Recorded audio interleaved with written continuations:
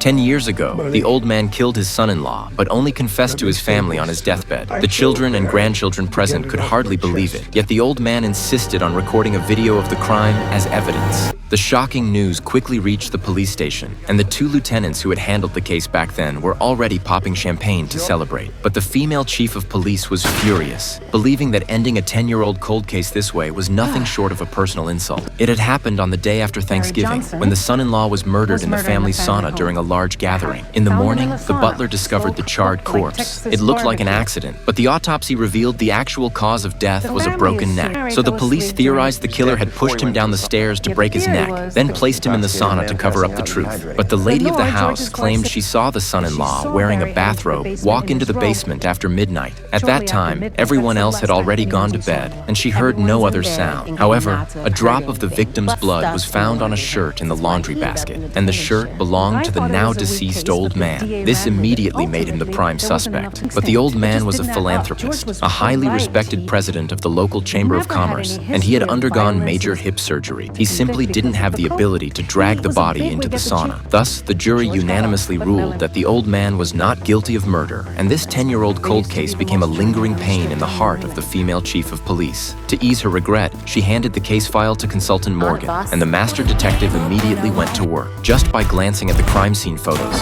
she spotted a detail that had been overlooked by the police at the time. After a night of study, she managed to reconstruct the killer's exact process of murder. George Donovan did not push his son-in-law down the stairs.